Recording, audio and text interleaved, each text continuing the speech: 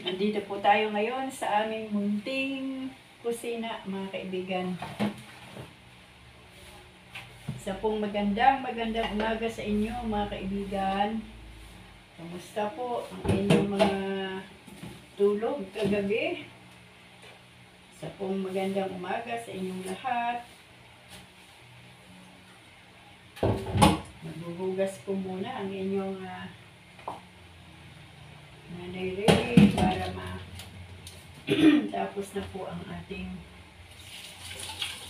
trabaho para makapunta naman tayo sa ibang trabaho. Pero inumin ko po muna itong aking blue ternate. Yan po ang aking blue ternate. Amin po muna natin. Ay, mainit pa. Maya. Tayo.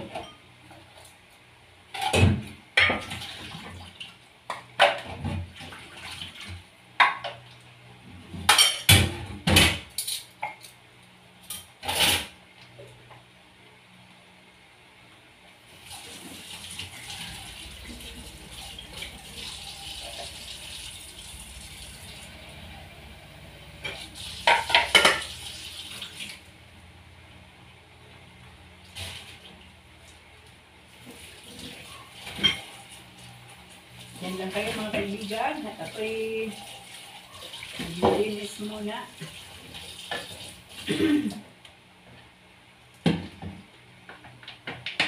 Magandang umaga po sa inyong lahat. Maganda po yung maaga pa maglilinis na para makapahinga din ang maaga.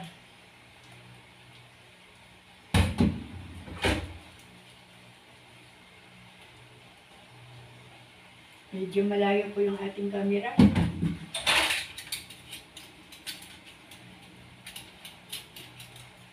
Wala po tayong lagayan ng camera na maayos kaya malayo. 3 AM po ay gising na ako kanina pa kasi meron po kaming small group. Meron pong gawain ng Panginoon ng alas 4 ng madaling araw. At ang amin pong mga kasama ay mga taga-ibang bansa. Yung iba,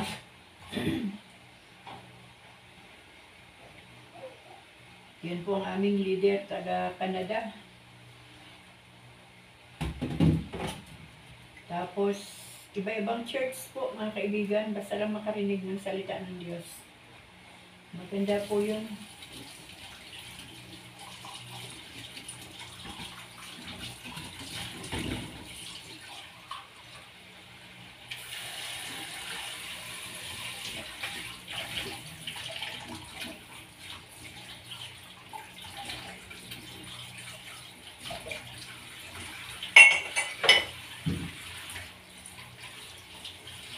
Masigla po sa katawan kapag nauna yung Word of God. Hindi po tayo nanihina.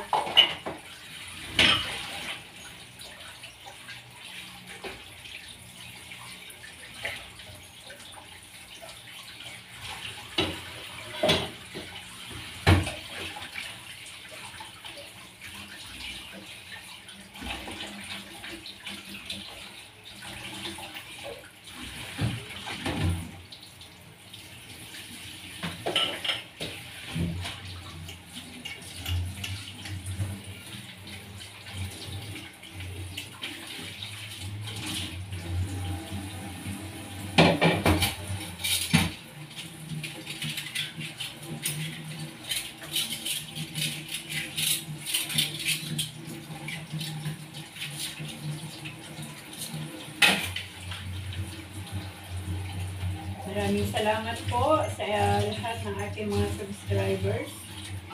Dito po sa ating bagong channel. Meron na po tayong 20 subscribers. Bahala na po si Lord sa ating bagong channel.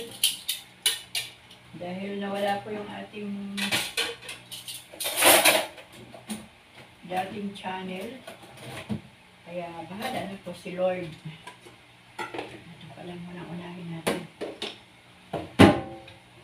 Ang mahalaga lang po ay may makapakinig sa ating mga Bible reading, sa mga binabahagi ko na salita ng ating Panginoon.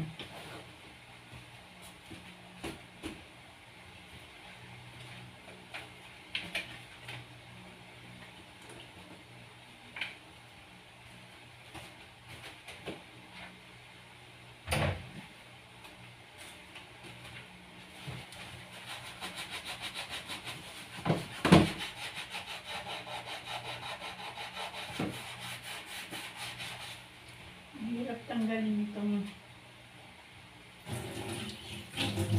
parang yan natin ang kutsilyo. Yan.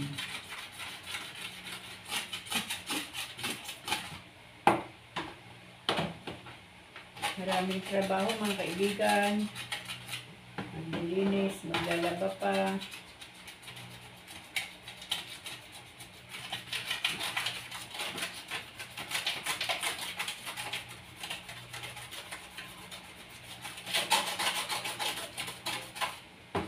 Ang mga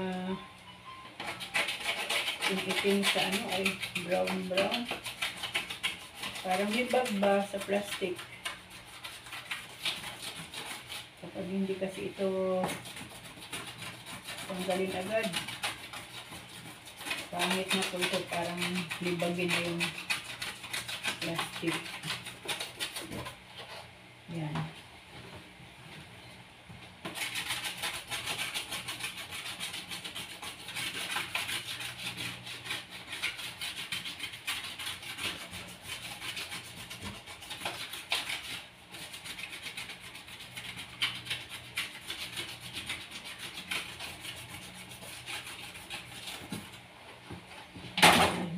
Okay na yan. Ang sahod po ito ng tubig sa lagayan ng pinggan. Uy, nahulog pa. Pilan pang nagmamadali na ang matanda. Hulog-hulog pa ang mga bagay-bagay.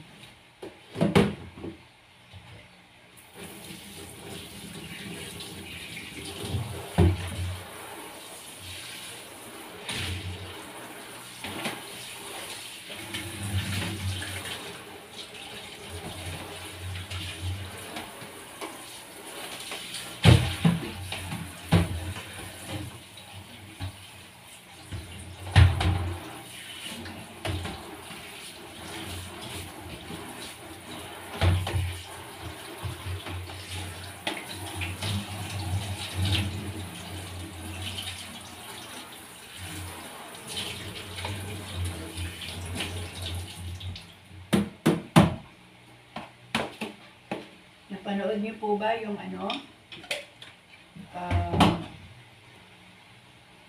video ni Dr. Ong? Ako po ay isa rin sa follower ni Dr. Ong.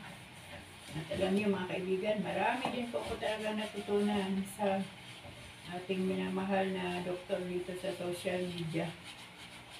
I-apply ko po talaga yan sa buhay ko. Kaya maayos po yung aking pakiramdam ng aking katawan. Ang laking bagay po kay Dr. Ong kasi libre na po tayo sa check-up. Wala na po tayong binabayaran sa check-up. Ano po. Kaya nakakapanginayang po kapag si Dr. Ong ay nawala at hindi na maipagpatuloy yung kanyang profesyon bilang doktor. Malaki pong kawalan sa buhay ng mga Pilipino kasi alam naman po natin na napakamahal po ng check-up sa doktor. Buti nga, senior citizen ako kaya may discount na. Pero dati, 550, 600. check up pa lang yun, di pa kasali ang gamot. Kaya malaking bagay po yun eh. Nabiyaya si Dr. Ong sa Pilipinas.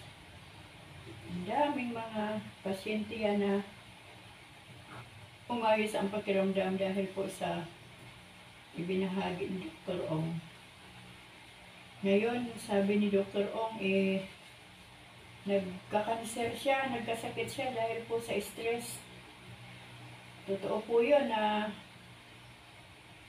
ang stress po talaga ang unang dahilan kung bakit po nagkakaroon ng sakit ang katawan ng tao. Pero dapat po talaga i-balance po natin ang ating buhay. Kaya nga po, kailangan nating magkaroon ng pananampalataya sa Diyos. At kailangan po nating magbasa ng salita ng Panginoon kasi yan po ang bibigay sa atin ng kalakasan para hindi po tayo magumon sa stress o yung hindi tayo matalo ng stress. Yun pala yung tamang word. Huwag po tayo matalo ng stress kasi kung patatalo po tayo sa stress, wala po talagang mangyayari. Namamatay po tayo. Kaya nga po yung salita ng Diyos at ating pananampalataya sa Diyos ay ito po ang ating weapon sa stress. Kasi kapag tama po ang ating relasyon sa Panginoon at ang ating pananampalataya sa Diyos, tapos may pag-ibig ng Diyos sa ating puso, anuman po ang mga pangyayari sa ating kapaligiran, sa loob ng ating pamilya, ay mauunawaan po natin ito. Natututo po tayong magpatawad, natututo po tayong hindi pansinin yung mga negatibo. Kasi pag pansinin po natin yung mga negatibo, ay magkakasakit po tayo o kaya magagalit tayo, maiinis tayo. Pag nainis na tayo, wala na. Kaya mga kaibigan, isang bagay lang nakikita ako dito. Nais lang ng Diyos na ipahayag na wala talagang ibang dakilang manggagamot, kundi ang ating Panginoon lang talaga. Wala po talaga. Kahit po mayaman ang isang tao, kahit po maraming kaalaman, karunungan, kahit na ito ay doktor o kung ano pa man yan, kapag pinahintulutan na ng Diyos ang sakit sa pisikal ng isang tao, wala na po tayo magagawa. Kaya tama po yun, yung mga advice ng doktor minsan, alala ko, may malalang sakit, may pasyente po sa hospital.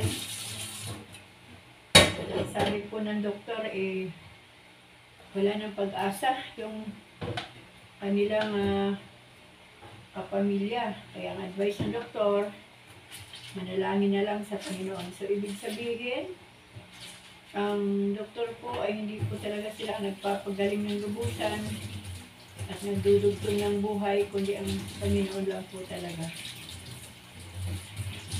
Malaking aral po yan ang makukuha natin sa nangyari kay Dr. O ngayon.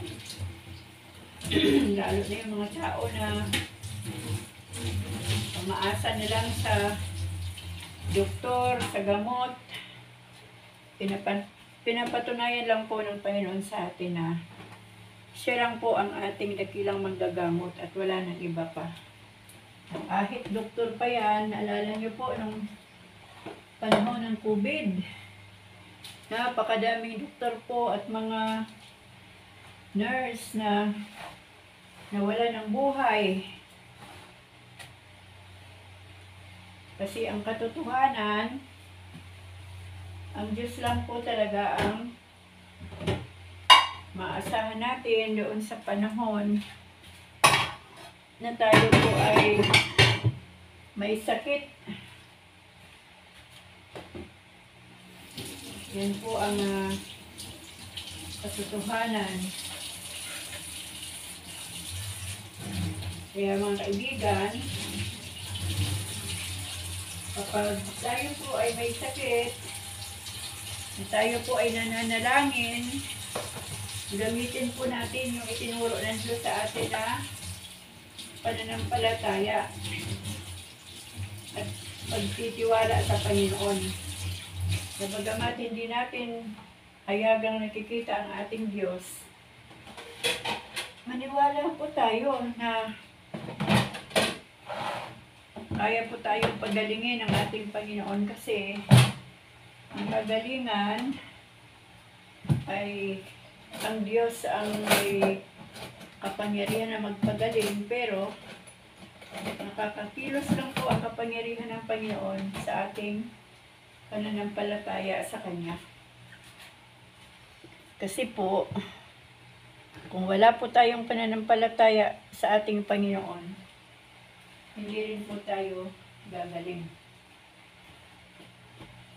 Mahalaga po ang pananampalataya sa Diyos. Mahalaga.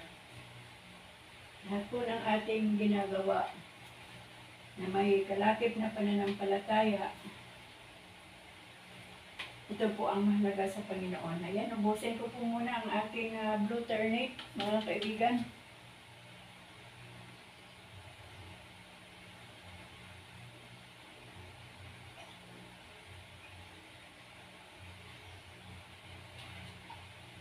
Sabi po nung mag-asawang may cancer, na napanood ko, kaya po ako uminom din ng blue ternate kasi sabi nila, malaki po ang naitulong sa kanila ng blue ternate nung sila ay nagka-cancer. Bagamat sila umiinom ng gamot, pero sabi nila, malaki talaga ang ambag ng blue ternate sa katawan nila kung bakit sila gumaling sa sakit karamdaman o doon sa kanilang cancer. Kaya po, nung ako po ay breast cancer din, nanalig din po ako sa Panginoon na kung yung mga tao na yon ay pinagaling ng Diyos, hindi rin imposible na ako po ay pagagalingin din ng Panginoon. O, yan po yung yung nangyari sa kanin kagabi. Buong-buo po yung hulma ng kaldero, yan, natutong. Pero hindi ko yan tinatapon, mga kaibigan. Tinutuyo ko yan, tapos ginagawa ko pong pa-price. Kasi ang mahal-mahal po ng ng kilo ng bigas. Kaya kailangan po hindi masayang. Hindi pa naman po yan panis. Tapos nakapagsaing na po yung ating mga kasama sa bahay. Tingnan nyo po. Oh, ayan.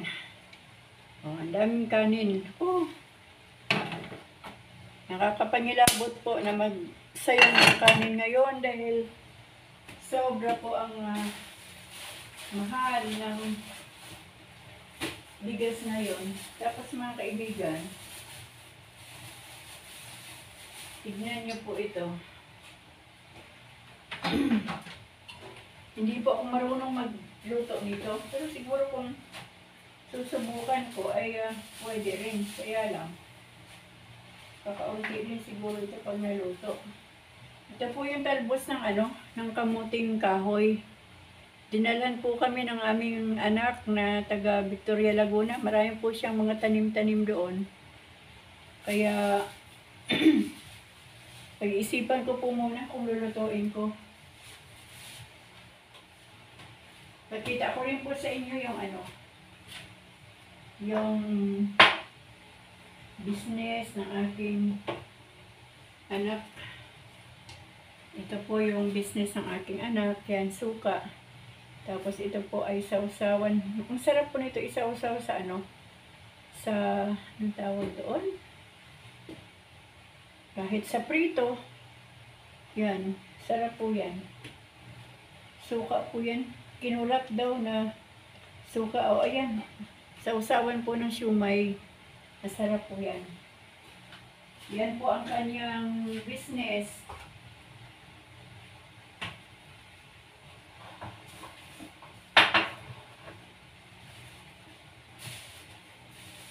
Yan lang ang buhay, mga kaibigan. Huwag tayong ma-stress kapag may ginagawa tayo sa loob ng bahay. Dapat masaya po tayo, hindi po tayo nababagot. Kasi once na nabagot po tayo, ay talo po tayo, stress talaga.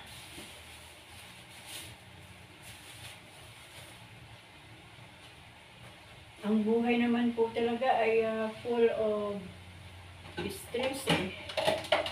Hindi po talaga maiwasan.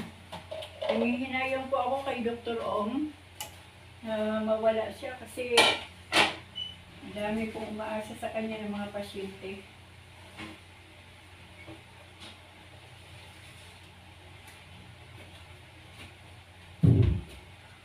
Nakakapanghinayang yung mga tao na may mga puso sa pagtulong sa kapwa.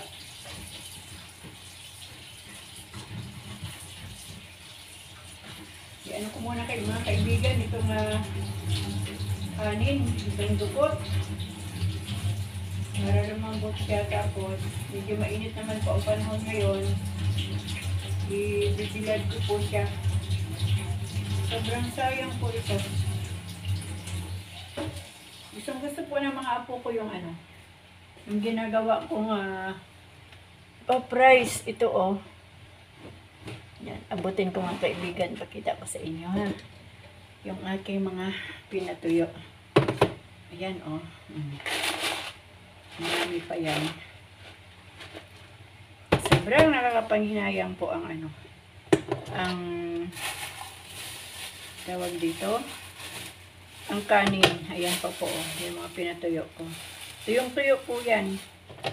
Ilalagay ko po sa mga lagayan na may takip para hindi po mapasukan ng ipis at hindi po tawag dito madumihan kasi kinakain nga po eh.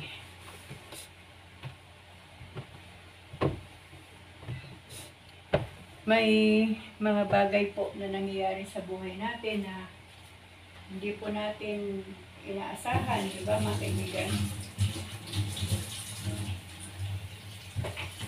Sabi ni Dr. Ong yung mga basher daw niya sa kanyang YouTube channel, hindi yata nakayanan yung mga sakit ng sinasabi kasi dapat alam natin na napaka dumi ng mundo at madaya ang kaisipan ng tao. Madalas gumagawa ka na ng kabutihan pero napapag-isipan ka pa ng masama, napapagsabihan ka pa ng masama. Kaya ang puso ni Dr. Ong apektado, nasasaktan. Alam naman natin kapag nasasaktan na tayo, ibig sabihin nagsisimula na yung nai-stress tayo. Kaya nga, lagi ko sinasabi, para hindi po tayo ma-stress, dapat may panglaban tayo. Walang iba, kundi ang salita ng Panginoon na nagsasabi, na mahalin mo ang iyong kaaway, patawarin mo ang nagkasala. Ng paulit-ulit na pagpapatawad upang sa ganon, hindi po natin iindahin yung mga salita. Kaano man ito kasakit, ay hindi natin ito iindahin. Ganun po talaga ang buhay sa mundo Dalawang klaseng tao lang po ang nandito sa mundo. Mabuti at masama. Maka-Diyos at hindi. Kaya sikapin po natin na pag-aralan din yung kalakaran ng mundo. Kasi pag hindi po natin alam ang mga pangyayari dito sa mundo, talaga pong hindi natin matatagalan yung labanan dito sa mundo. Pero kung alam po natin na ang mundong ito ay pinagaharian ng kapangyarihan ni Satanas. Dahil yan po nakasaad sa Biblia na ang mundong ito ay si Satanas ang naghahari. Bakit? Kasi dito sa mundong ito, hindi po isang bagay lang ang nangyayari, hindi lang kabutihan, kundi yung mabuti ay nais ni Satanas na gawing masama. Kaya kailangan talaga natin mga kaibigan yung tunay na relasyon natin sa Panginoon, tunay na pananampalataya sa Diyos, upang hindi po tayo matalo ng plano ng kaaway sa bawat araw. May pangdepensa po ang ating mga buhay. At saka pag tayo po ay pumasok sa larangan o mundo ng social media, ihanda na po natin yung ating mga sarili. Talagang meron pong mangbabas dyan, meron pong manglalait dyan, manghuhusga, mga salita na halos hindi makain ng hayop. Talaga pong labanan po dito sa social media ngayon. Kapag wala kang panangga, talaga pong may stress ka, magagalit ka, makakapagsalita ka rin ng hindi maganda. Pero kapag napaghandaan na po natin ang kalakaran ng mundo sa social media, baliwala na po sa atin yung mga buzzer na yan, kahit ano pang sabihin nila. Kundi ipanalangin na lang natin sila na sana nakilala din nila ang Panginoon para hindi po sila makapanakit ng damdamin ng iba. Kawawa po si Dr. Willie Ong. Pininda po niya talaga yung mga sinasabi ng buzzer. Siyempre, masakit yun para sa kanya dahil totoo nga naman na siya ay naglingkod din naman sa tao libre. Tapos, sasabihan pa siya ng masama, iinsultuhin pa siya. Hindi po ba? Pero yun nga, ang sabi ko kanina, kapag tayo po ay nasa Panginoon, tiyak po na mauunawaan po natin ang palakaran ng mundo ng social media. Napakalawak po ng mundo ang social media mga kaibigan. Dito po sa mundo nito ang lahat ng uri ng pag-uugali ng tao. Isang uri lang naman ang tao, di po ba? At dalawang klase lang ang nilikha ng Diyos. Isang babae at lalaki, pero yung pag-uugali, yun po ang iba't ibang klase ng pag-uugali. Talagang ang tao ngayon hindi masaya kapag hindi nakapanakit ng kapwa. Para bang may mga tao na nabubuhay sa pananakit ng kapwa. Kaya lang, darating din po ang panahon na lahat po ng ating ginagawa na hindi tama dito sa mundo ay atin din pong isusulit sa Panginoon. Tatanungin po tayo ng Diyos, ano ang ginawa mo noong panahon na binigyan kita ng buhay habang nasa mundo ka. Dahil ang katotohanan mga kaibigan, kitang-kita po ng Diyos lahat ng ating ginagawa. Alam ng Diyos ang lahat ng ating iniisip. Maging tibok ng ating puso ay alam po ng Panginoon. Kaya wala po tayong maikubli sa Panginoon kahit ano. Hindi po natin madaya ang ating Diyos. At po ay nalalaman niya. Kaya para hindi po tayo ma-stress, kailangan po natin ang salita ng Panginoon na may kalakip na pananampalataya at kalakip na gawa. Yan mga kaibigan, tapos na po ang inyong lula na makapaglinis dito sa kusina ng munti. At ako po ay pupunta naman sa ibang gawain. Marami po akong tawag dito labahan, kaya lang marami pa pong nakasampay sa sampayan ko dyan sa terrace, kaya siguro mga bukas na lang ako maglalaba. Maglilinis po muna ako sa sala, sa terrace, at titingin pa kung ano ang pwedeng gawin. So yun lang mga kaibigan, para hindi po tayo ma-stress, para hindi po tayo patayin ang stress, kailangan po natin ang salita ng Panginoon, ang ating pananampalataya sa Diyos na may kalakip na gawa na may kalakip na pananampalataya upang tayo po ay hindi madaya ng kaaway. Hindi po niya tayo kayang galitin kasi praktisado na tayo magmahal ng kaaway. Hindi niya po tayo pwedeng husgahan. Dahil ang sabi ng Panginoon, ang Diyos lang ang maghuhusga. So lahat ng mga pakana ng kaaway, lahat ng tukso ay napapagtagumpayan natin dahil po sa pag-ibig ng Diyos at sa ating pananampalataya sa Panginoon. So, yun lang po mga kaibigan. Mag-ingat po tayo at kung hindi naman na kailangan, basahin pa ang mga comments. Ako po sa aking YouTube channel. Salamat sa Panginoon kasi magaganda po ang mga comments dito sa aking bagong YouTube channel. At even po doon sa aking lumang YouTube channel sa Really Mix Stories, wala po akong baser doon. Sa 3,530 plus subscribers at sa 1,400 videos, purihin ang Panginoon, wala po akong nakita doon. Pero yun nga lang po, nawala sa akin yung aking YouTube channel, ang Really Mix Stories. Ngayon po, ito po yung aking bagong YouTube channel, ang Really Mix Content. Ayan, really pa rin, pero mix content po ang dulo.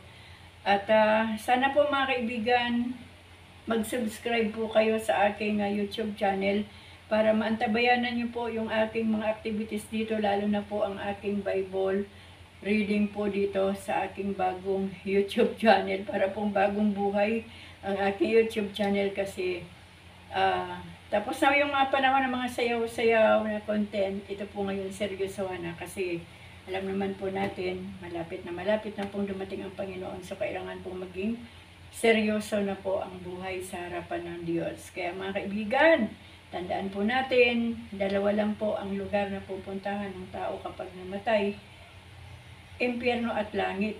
Pero may take two po ang mga anak ng Diyos, may take two po ang buhay. Kapag ando na po tayo sa kaharian ng Panginoon sa langit, doon na po natin mararanasan yung kanyang pangako, ang buhay na walang hanggan. Kaya wag po tayong pa-stress dito sa mundo. Tuloy po ang ating takbuhin na may pag-asa sa ating puso, may pananampalataya na makakarating din tayo sa finish line ng masaya, puno ng kagalakan at kapayapaan ang ating mga puso at isipan. Higit sa lahat, puno ng pananampalataya ang ating puso na makakarating talaga tayo sa ating tunay na tahanan sa langit. Purihin po ang Panginoon sa araw na ito mga kaibigan. Maraming salamat po sa inyong buhay. At dito po natin muna tatapusin ang ating munting vlog sa araw na ito. Maraming salamat po sa Diyos. Amen.